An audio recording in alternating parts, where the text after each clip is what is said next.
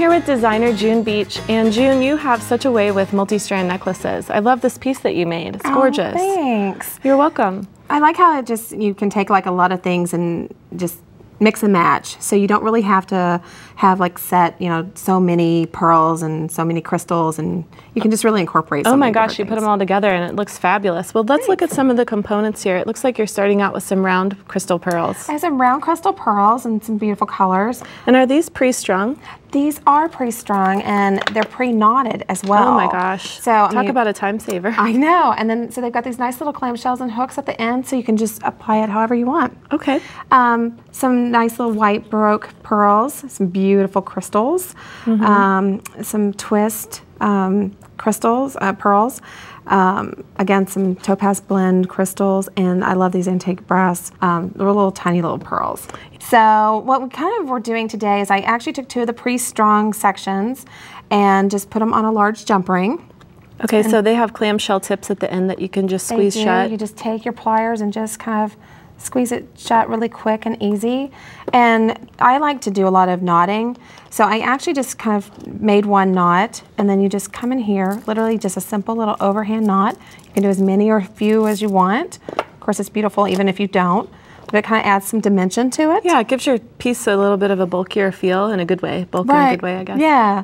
And then I already went ahead and kind of laid out our pattern of some crystal and pearls. Again, just kind of assorted, and with the pears and, you know, these really nice twist sew-on buttons. So you can yeah, and people might not have thought of using this for jewelry, but I love that on the necklace, and the way that you took the beading wire across. And while we're talking about beading wire, we should mention what style of beading wire are you using? It looks like 49. It is.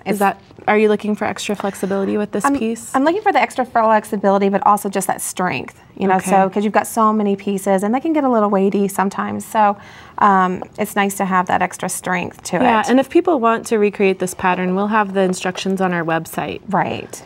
And it's really as simple as just kind of weaving and braiding and just kind of twisting the pieces through. You can certainly take them up into the other strands if you want to help hold them.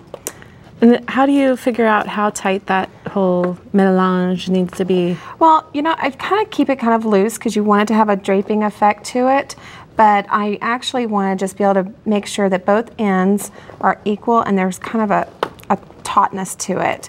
You know, so you can kind of keep twisting it and adjusting, and as you keep adding in the other layers, it'll help adjust and layer up these the other strands. Okay, and I noticed you just removed your stopper. We should mention that's really important when you're making a multi-strand design like this, to keep your strands separated. It really helps so much, just so you can really have them pre-strung and be able to help make the process go a little faster. Right. And so then you'll crimp this one onto the jump ring. I will. Do you always run your wire back through the first bead? I do, because I like to, for me, it's probably like a safety mechanism that I really want to be able to make sure it's really secure. And then sometimes they get a little snug. They don't always go through. Sometimes you have to ream it, probably. Yeah. And this is a really weighty piece. It is a pretty weighty piece, so that's the reason I kind of used a little bit larger jump rings. And then just to be able to kind of have some balance at the sides. And then we're just going to take it. And of course, when you're crimping with the crystals, you always need to watch out. Right, and keep it, well, and you have to watch those little jump rings too, because they like to hide in, jump in there. Yeah. So we're just going to come here, crimp this real quick. Okay. Like that. And you can certainly add some crimp covers to it if you want. And we just cut off our excess there. So you start to see that it's filling in, and then you come in with your next strand and you do the same thing. But what I like to do is actually stagger the twist sew-ons, so that way they'll lay into different sections of the necklace. That makes sense. When it's all finished and done. So you just kind of come in, and again, you just keep crimping. It's all about kind of setting up whatever pattern you want, however you want to mix and match it, and you know, just there's so many creative options. Oh yeah, I could see this in a lot of different color palettes. Oh, absolutely. And I love the way that you made it adjustable, so it could really go from day to night. Yeah. You know, it could make it look really different depending on your outfit. Right, so what I kind of did at the very end is I actually took some ribbon, in this case, and just kind of took it right through here, through our loop, and you just kind of pull it through. And then you can kind of create, again, a nice, I'm going to cut off some sections. So you're going here. to do an overhand knot? I'm going to just do a simple overhand knot, and we'll just kind of cut it. And you can do it where it loops over and twist off at one side. Oops.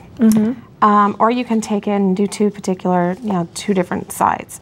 But it kind of just tugs, and then sometimes even just an extra little loop. And then you pull it back, and you bring it over to this. I'm going to pull this over here, if that's okay. Oh, sure. Just to Here, kind I'm of, sorry. Let me move this out of the way. And so that way it just makes it a little bit easier to see. We can move this down and we'll take this and we'll pretend that we've already got that strung on there. And then you take this and you just loop it over to the other side, just like what we did right there.